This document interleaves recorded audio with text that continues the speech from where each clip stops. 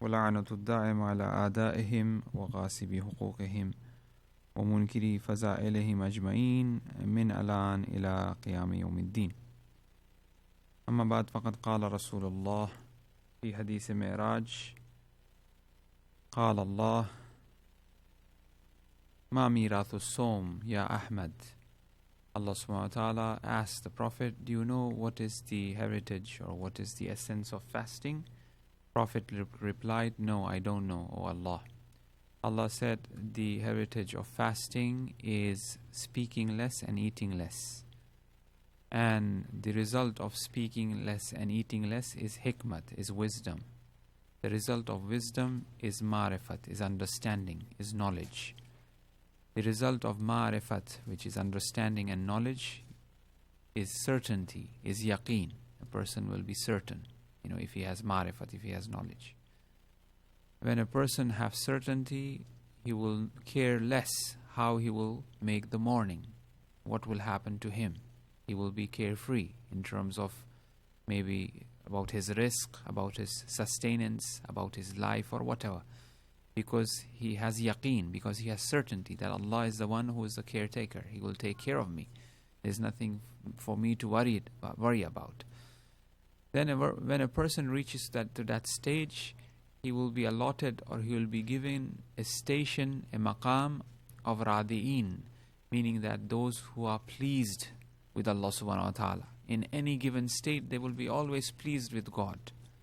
They will be always happy with Allah subhanahu wa ta'ala.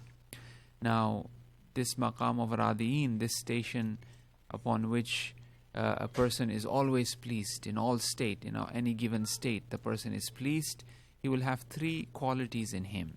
The first quality that Allah will provide him is a thanksgiving without any ignorance. He will be always thanking Allah subhanahu wa ta'ala without any ignorance. That means he will have full amount of knowledge of what is unfolding in regards to his destiny, and he will be thanking for that, what is unfolding in regards to his destiny, whether that be positive, relatively speaking, or negative, relatively speaking. He will be thanking Allah subhanahu wa ta'ala. The second thing he will be given is a dhikr without forgetfulness, which means a remembrance of God without being forgetful. He will always be in the state of remembering Allah subhanahu wa ta'ala. He will always be remembering God. Then the third thing which we are discussing, which we discussed last night a bit, is that Allah says that he will be provided with love of Allah, a type of love that will overpower all other loves. There will be no love of any makhluqeen, any creatures or anything will sit in his heart other than the love of Allah. His heart will be filled with the love of Allah subhanahu wa ta'ala. And once that happens, I will open up his heart towards the knowledge of every given thing that have been created. All the secret knowledge of that particular thing will be provided to this person because the love of Allah sits in his heart. So we kind of looked at certain effects, like for example, the asar, the effects of a person who have love. Or for example, there are different types of love that a person could have. The reality of love and the levels of loving Allah subhanahu wa ta'ala, or seeking love from Allah subhanahu wa ta'ala himself, how important it is that we seek love. And then there are certain signs that are reflected in a person when he will be considered as a true lover of Allah subhanahu wa ta'ala. So let's examine these different realities that surround the phenomena of love, the reality of love, and what love is all about. With the salawat ala Muhammad wa ali Muhammad.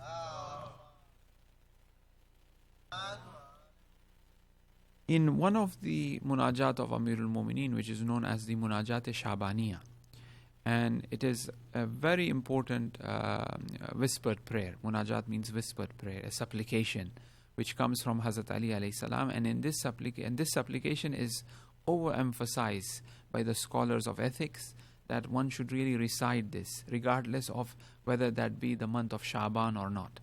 The name of this supplication is Shabaniya. Shaban is an Arabic month which is usually, this supplication is recited in the month of Shaban.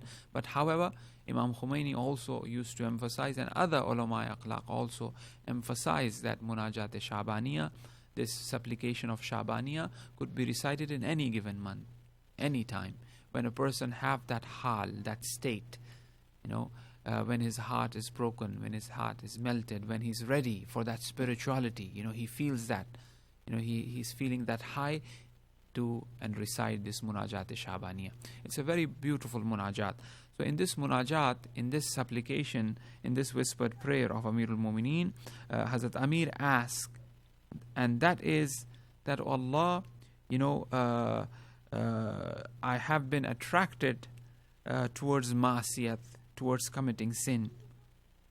But if you provide me with the phenomena of love, or if you provide me that love of yours, then I could protect myself.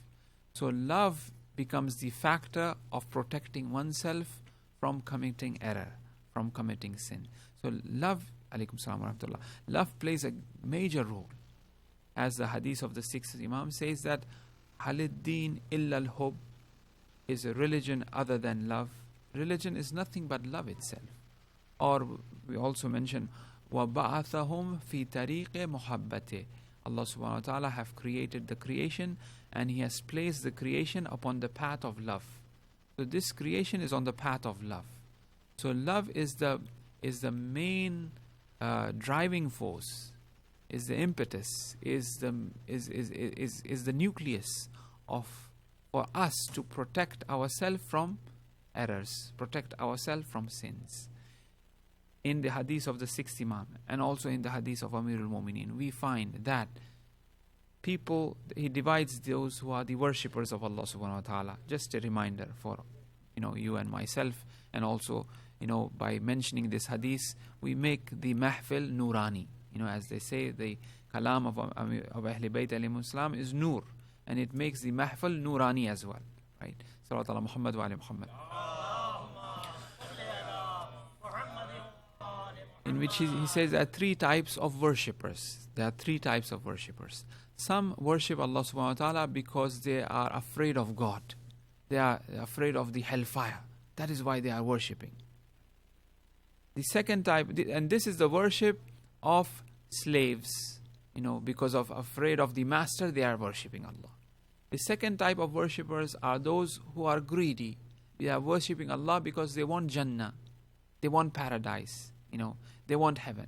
That is why they are worshipping Allah subhanahu wa ta'ala.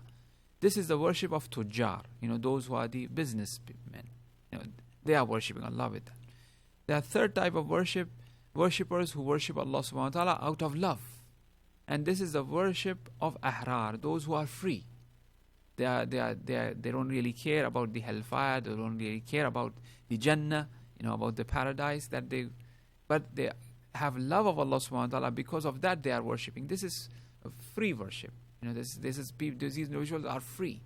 They have that freedom. They are not kind of imposed by the fear or by the greed. So that love becomes the medium or the vehicle through which a person connects to God.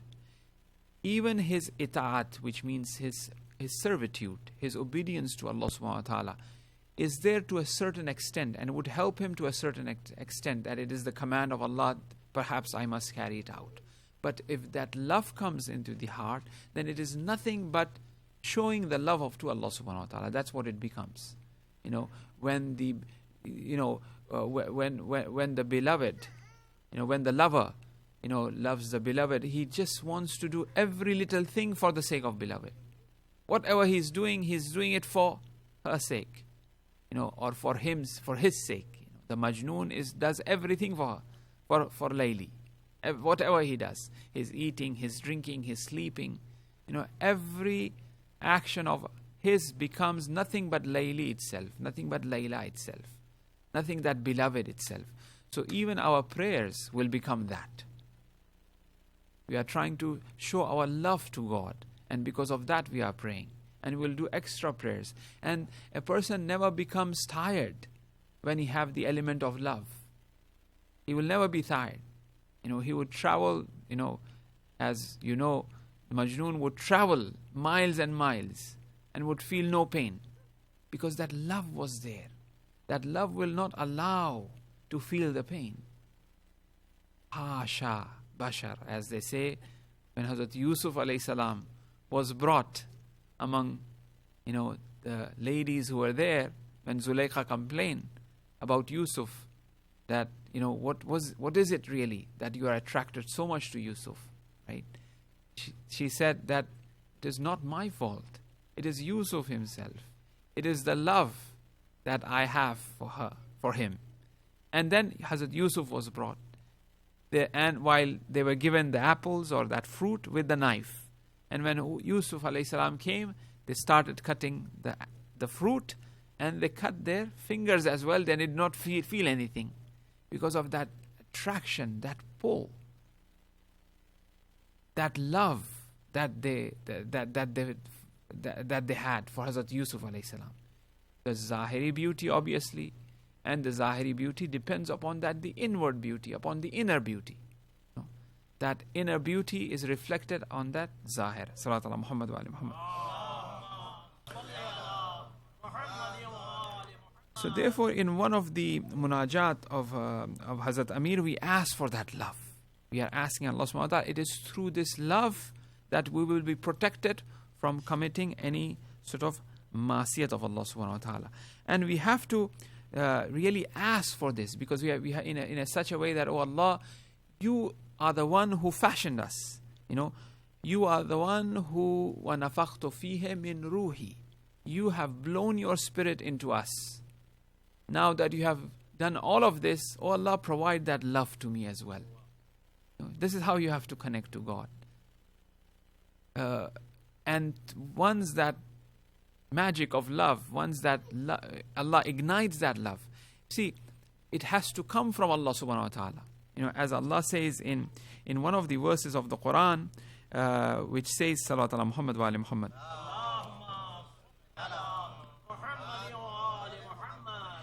Allah says that Allah loved them in Surah Ma'idah, and they love Allah. So the love which has to be initiated from Allah subhanahu wa ta'ala. And when that love is initiated, then they will love Allah subhanahu wa ta'ala. So that's what we have to ask Allah subhanahu wa ta'ala for. And the way Allah will start loving us is when we are doing ibadat of Allah subhanahu wa ta'ala. When we are doing ita'at of Allah subhanahu wa ta'ala. When we show ourselves that we are fulfilling His command. That's how it begins. Obviously, it just can't be overnight. We show Allah subhanahu wa ta'ala that we are fulfilling your commands, and then Allah will look at us and Allah will start loving the abd. And when Allah starts loving the abd, then the abd will love Allah subhanahu wa ta'ala. Then that becomes a completely different ball game altogether. O Musa, remind my preachers. Musa asked, how can they love you? Then Allah says, remind them of the ni'mat that I have provided to them. The bounties that Allah have given to us. Moses been asked by Allah, remind them of these bounties.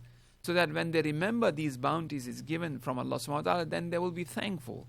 And not only that, another meaning of that is that when these bounties is given to them, when these ni'mat is given to them, they will utilize these bounties to connect to me. They will not utilize these bounties to commit a sin. If the blessing of tongue is given, the blessing of tongue will be utilized to speak the truth.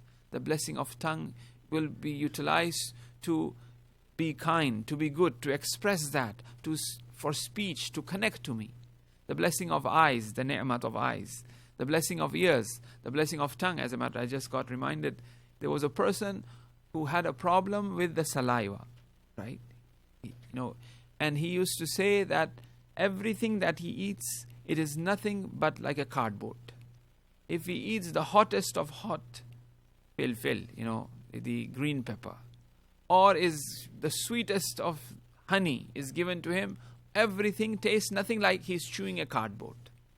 This is the ni'mat of saliva that we have, which we don't really think about it. Just this little thing. If you just sit in a corner and just think the ni'mat that has been given to us, and how beautifully Allah have fashioned us. These glands, these sort of, tiny little things which are responsible to control our sugar. If that is not there, the whole body sort of, the chemistry changes. All of the ni'mat Allah subhanahu wa ta'ala have given us. And O Musa, remind them of these ni'mat, so that when they are reminded of these ni'mat, they will love me. They will perform the ita'at. So as we said, the first step is obedience. That one obeys Allah subhanahu wa ta'ala. And after that, Allah subhanahu wa ta'ala, places that love into the heart of that abd, and then the relationship of love and beloved begins. Salat ala Muhammad wa ali Muhammad. So we have to ask from Allah subhanahu wa ta'ala that, oh Allah, provide us with this love from Allah in our heart. Now, once we have this,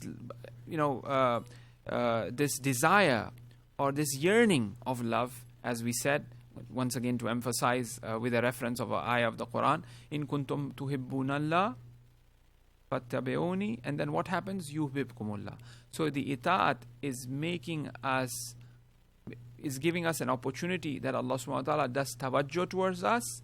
Tuhibbuna Allah fattabi'uni, that following the Prophet, if you love Allah subhanahu wa ta'ala, follow the Prophet, and then when you follow the Prophet, Allah will love you. Yuhibbukumullah, Allah will love. So ita'at becomes that means and medium. Salat ala Muhammad wa ali Muhammad.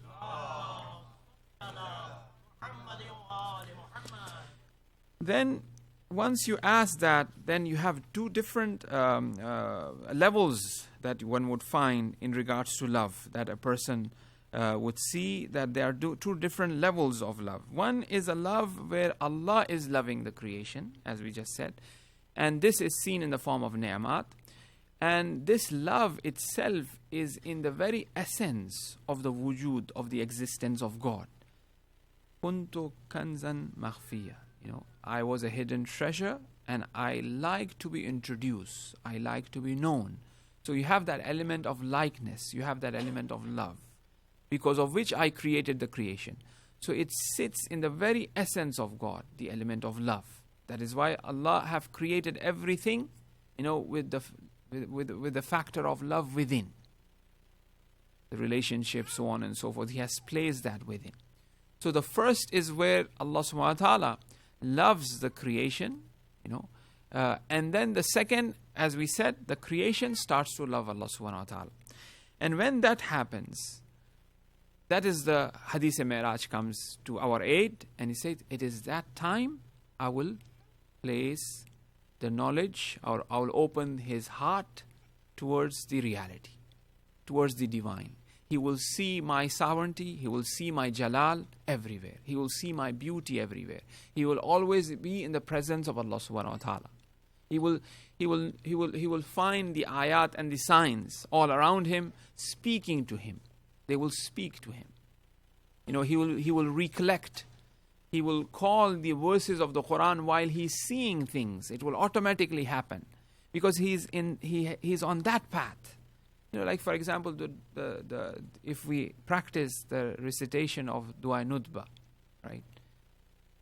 And every week, you will find that during the week there will be instances that those verses of the Nudba will go in your head whenever you remember Imam Zaman. Or whenever you see something and you miss the Imam of the time, that will be recited, back of your mind. It is by that practice. If we on the same token, when we start paying attention to these ayat, to these signs that are around us, to begin with, as a first step, these ayat are nothing but the ni'mat, as we said. And then after that, these ni'mat and these signs, they will speak. They will speak of the wahdaniyat of Allah subhanahu wa ta'ala. Then he will be able to understand the reference of that verse, Aynama tuwallu fasamma wajhullah. That is the face of Allah subhanahu wa ta'ala, right? So his heart will be open towards these reality. He will be provided with that knowledge. And knowledge, as we had discussed the personality of Hazrat Amir, it is one of that quality of the Zat and also of the fail. If that is provided, mushkil hale, things are. Now after that, the Hadith Mi'raj says, then he will be given the, if you want to say honor in the bracket, to do najwa with me, to do munajat with me. So as the love sits, then the effect of that, the asar of that is nothing but a person will be in the state of najwa, in the state of munajat. As we had mentioned earlier, there are different categories of supplication or of connections to Allah subhanahu wa ta'ala that takes place.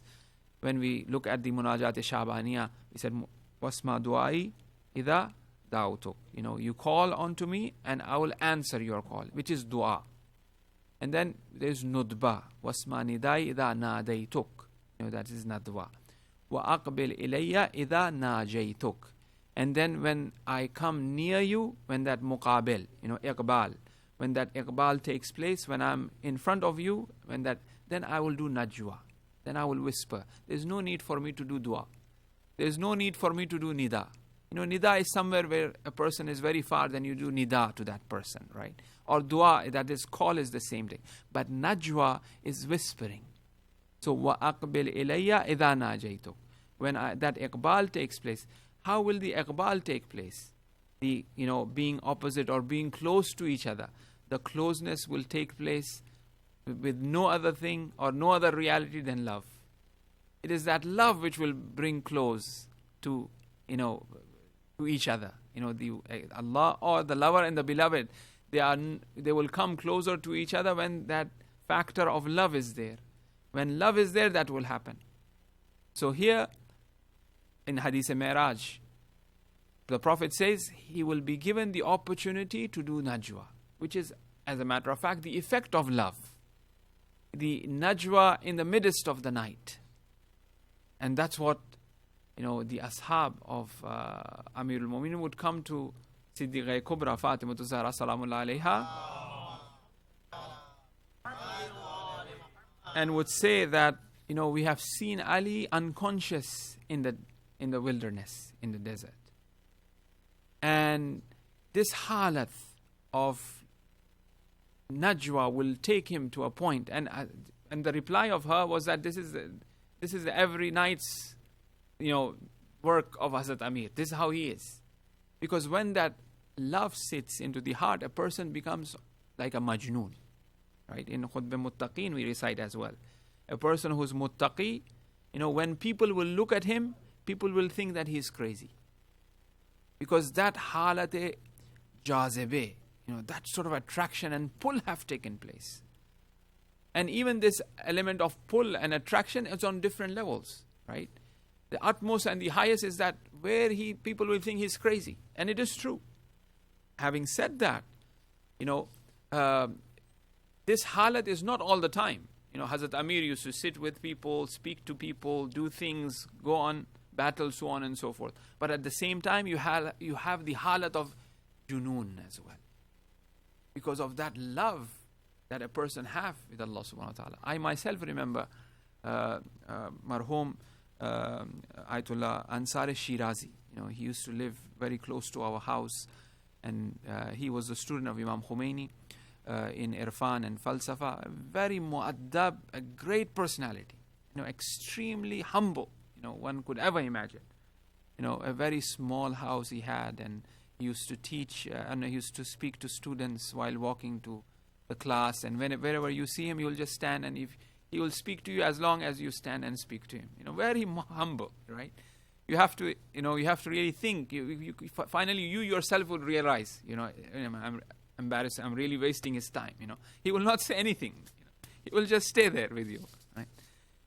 And you would see him sometimes, like after Fajr, after Tulu Aftab, when sometimes, I used to pray in Haram and return back, when the dawn have already, the sunlight is, you would see Agha Ansari Shirazi without Abba, in a very sort of amama is somewhere else, walking on the street, and I try to speak to him, and you look at him, he's not listening to me, he's not answering me, he's not saying anything. But if you see him in a normal state, in a shopping market or something, he'll just stay there and he'll speak to you for a long period of time. He'll walk with you. Right? That jazebe, that you will say, this man is crazy. He's like, what happened to him? That pull. A person really loses it. And that state and that hal is not all the time. And that needs to be controlled as well. One have to be very careful of that.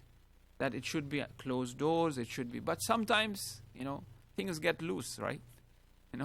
And perhaps for a reason it get loose too, right? To really understand on what level. That is why the Prophet says, Ulama ummati afzalu min anbiya bani Israel. My ulama of my ummah, the scholars of my ummah, they are greater than the anbiya of Bani Israel. Because the amount of understanding of Tawheed that they have. Like we said, in the nutshell, nothing but Tawheed. That's what it is. How much of understanding, how much of ma'rifat, of oneness of God, of Tawheed I have in me. That's what it is. All the tawassul, all the du'as, all our prayers, all our hajj, all our actions are nothing but that. The ma'rifat of Tawheed, the understanding of Tawheed. How much I know my Lord that I will be meeting, right? We all will gonna be meeting Allah subhanahu wa ta'ala. And everything sits on that. Whether I learn here or whether I learn in Barzakh or hereafter. Agha Jawadi used to mention in his Dars-e-Akhlaq that, we will be taken whether we like it or we don't. It is better to go voluntarily. Right? So therefore, we have to really struggle and strive and prepare ourselves.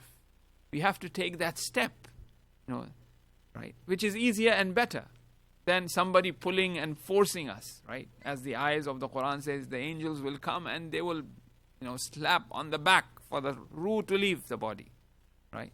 That is very painful.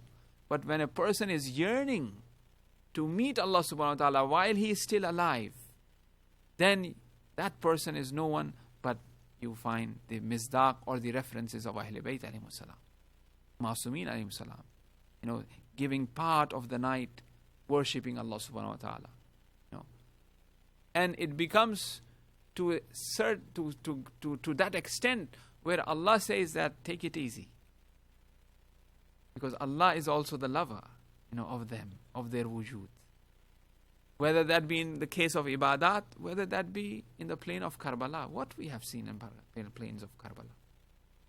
Only a person, that's why they say this is junoon. What happened to the Imam? He went well and good. He took the women and children with him as well. He sacrificed that 6-month-old Ali Asghar in that fashion. Right? This is nothing but that. This is that love. We see this. And the reason why the school of Shia believes the Imams to be on a greater level, on a higher level, in terms of their proximity to God, is because when we see the stories of the Prophet or the history of the Prophet, we would find that the Prophet went to a certain extent out of love to Allah subhanahu wa ta'ala. And after that, they did not have that capacity to fulfill that. Just Hajra saw the mark of the dagger upon the neck of Ismail. She died after 3 days, after looking at that. Because it was so much, it affected her so much. But what about the women of Karbala, the ladies of Karbala? How they sacrifice. Those who become Muslim in 2 days or 3 days. Wahab. She just became a Muslimah. He just became a Muslim. Wahab was a Christian. Living with newly wedded wife and the mother. And Imam Hussein goes to the tent of Wahab, where Wahab was not there. And the mother of Wahab was there. And then Imam Hussein asked, in what state are you? She complains that the only problem is water. Imam Hussein digs the well for her. Imam Hussein himself digs the well. and then leaves. And by saying that, I'm the grandson of the Prophet and I'm here, I'm going towards Karbala, going towards Kufa, right? Wahab returns. And when Wahab returns, inquires, who came and what? How come we have a well now? She says that I could only see Isa Masih. Isa Masih came. Jesus came to our tent today. Because that love connects to that true love which is outside. And what did he say? He said he's the grandson and he's going to Kufa, come to aid and help. Wahab says, let's go, we got to go now. Right?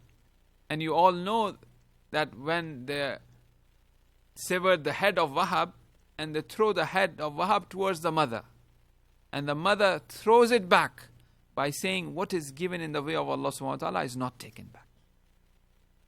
This is love. This is junoon, right?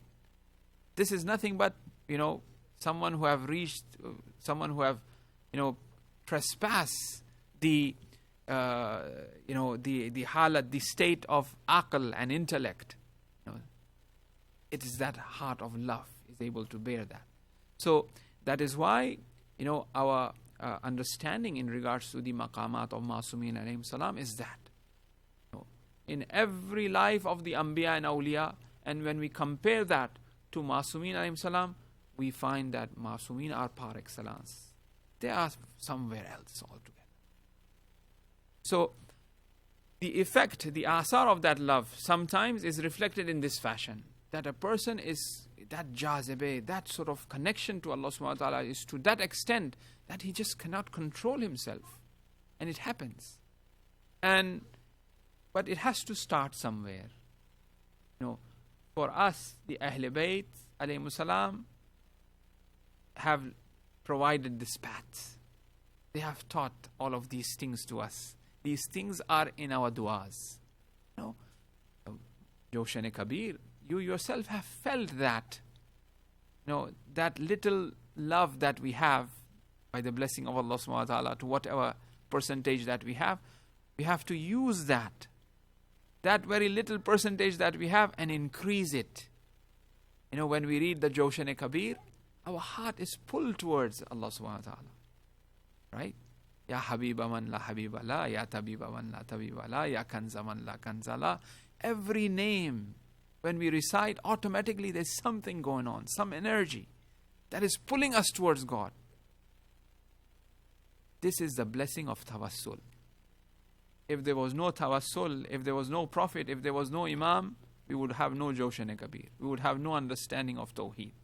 They complain that tawassul means that, you can connect to God directly. Yes, we are connecting to God directly. But how we are connecting to God? With what understanding we are connecting to God? Your God and our God is way different. Your God teaches us what you are doing today under the name of God, right? With the name of Allah and Rasul and the name of the Prophet as well, with the black banner, with the black flag. That is your God. The way our God connects is something else. Our God, the way we connect to our God is the God of Ibrahim, is the God of Musa, is the God of Noah, is the God of our last Prophet Muhammad sallallahu alaihi wasallam. So this element of love that we all got, and with the aid and help of the sacrifice of Abu Abdullah al-Hussein, चार चांद लग जाते हैं इस मोहब्बत को. It becomes crystallized. It becomes more pure. And I will mention here in the Ziyarat Arba'in we recite, just to point out to the sacrifice of Imam Hussein and the importance of this sacrifice of Imam Hussein. Ana qatilul abara. Imam Hussein, in the hadith he has mentioned, and also in the Ziyarat Arba'in we recite that you are someone who have been killed for tears. Some interpret that killed for tears means that मुझे रुला के मारा गया है. मैं गिरिया कर रहा था अली अकबर की शहादत पर, मुझे काटा जा रहा था. मैं गिरिया कर रहा था शान बाजुआए अबुल फजल पर, उसके बाद मुझे मारा गया. एक interpretation ये. One interpretation is that I've been killed for tears, means that while I was crying, I was sacrificed. They slaughtered me, I was crying. I was crying for my children. I was crying for the sacrifices that I have given. I was crying by missing them, so to speak. The other interpretation is where a person's, the scholars have interpreted this as, I've been killed for tears because when they were killing Imam Hussein and the Ahl Bayt alayhimus salam, every zarba, every strike that they did upon the back of Ali Akbar alayhi salam, they say, we are striking you more because your name is Ali. As they say that, Irban Irba, his back was cut into pieces. Every strike, every blow, they say, just because your name is Ali, we are striking you. Because they had that animosity with Ali, the father of Imam Hussein alayhi salam. So they came to fight, to take the revenge of Badr, in the battle of Badr, how Ali killed their forefathers. And the shirt of the third, which was kept, and they all cried for it. So they came to take that revenge, because they always blamed Ali alayhi salam to be responsible for the murder of the third. So they were crying. Now they have come here so I have been killed for tears. For the sake of tears, I have been killed. That is. Aghay Saadat Parvar, Aghay Pahlwani, who is the student of Allama Tabatabai, whom I recently mentioned about, he says in his book Furuq-e-Shahadat, which is Asrarul Maqtal of Imam Hussein alayhi salam, I have been killed for tears means that I have been killed because of tears, because I want you to cry on me. Very similar to the Christian analogy or understanding of Christ died for the salvation of mankind on the cross. I have been killed for tears so that you cry for me. I have been killed in this fashion. Because he is the grandson of Rahmatul Lil Alameen.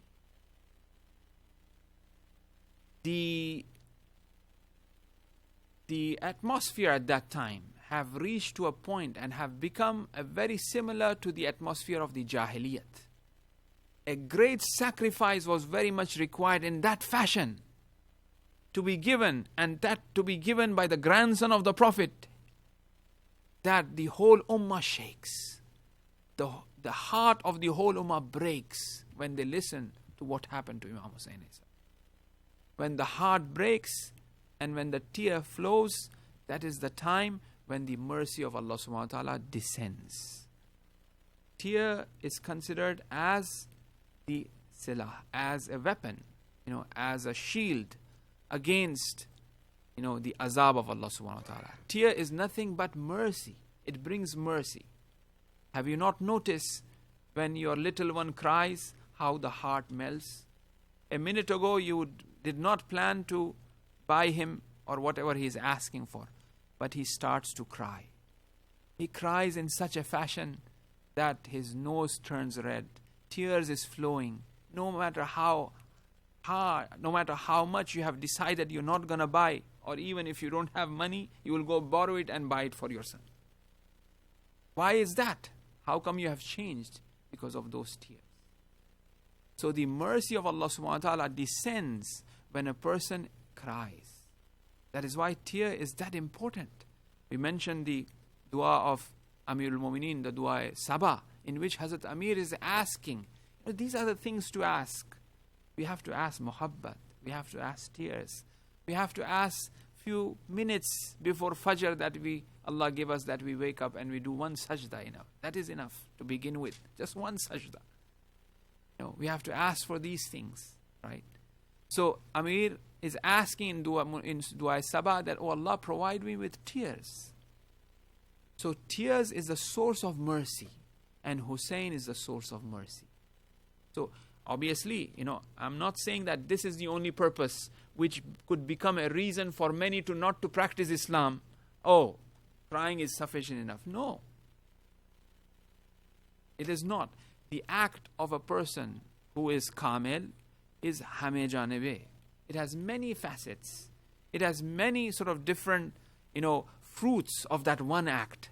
Imam Hussein's qiyam was for, we have that wasiyat, Amar bil Ma'ruf, Sirah, the sunnah of the Prophet. He wants to establish the true Islam, to enjoin good and prohibit evil. And also, Agha Saadat Parwar mentioned this, I will quickly mention. Agha Saadat Parwar mentions that one of the reasons Imam Hussein, with this less companions, came into the battlefield, because he wanted all those thorns who were sitting in the houses, which will not allow for Islam to progress, to come in front in the battlefield, so that he could kill them. If there was no battle, they will not be in the battlefield. They will not be under the sword of Zulfiqar.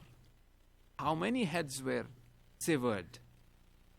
How many enemies of Ahl Bayt and enemies of Islam were killed in the plain of Karbala? There were 72 on this side, but there were many who were against Islam, who hated Islam, who hated Ahl Bayt, who had plans against the Quran and Deen. If Imam Hussein would have just sat in the house, they would be in their houses, and Islam wouldn't have progressed. It was very much required that they come face to face, that the battles takes place.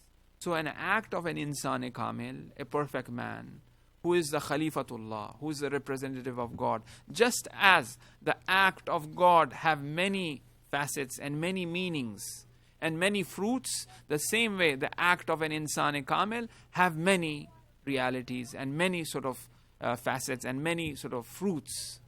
So Imam Hussein alayhi salam, that was also one of the purposes that we find. So that element of love and mercy, the medium is Abu Abdullah al-Hussein alayhi salam. May Allah subhanahu wa ta'ala, Allahumma ja'alni indaka wajihan bil Hussein alayhi salam. That Imam Hussein alayhi salam be that wajih, be that we intercede Abu Abdullah al-Hussein alayhi salam, so that we connect through Imam Hussein alayhi salam to Allah subhanahu wa ta'ala. And that connection, and what connection that would be, inshallah. Bismillah ar-Rahman ar-Rahim. Allahumma nawwir dhahiri bi ta'atik. Oh Allah, provide me with my outward, with my zahir, with your obedience, with your ta'at. Wa batini bi muhabbatik. And provide my batin, my inner soul, with your love. Batini bi muhabbatik. Wa qalbi bi ma'rifatik. And provide my heart with your understanding, with your knowledge. Wa ruhi bi mushahidatik. And provide my ruh, my spirit, to see you, O Allah subhanahu wa ta'ala.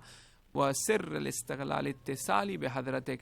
And provide me that secret, that sir of ittisal, of that connection to that hadarat. Ya dal jalali wal ikram. Wa sallallahu ala Muhammadin wa alayhi tahirin.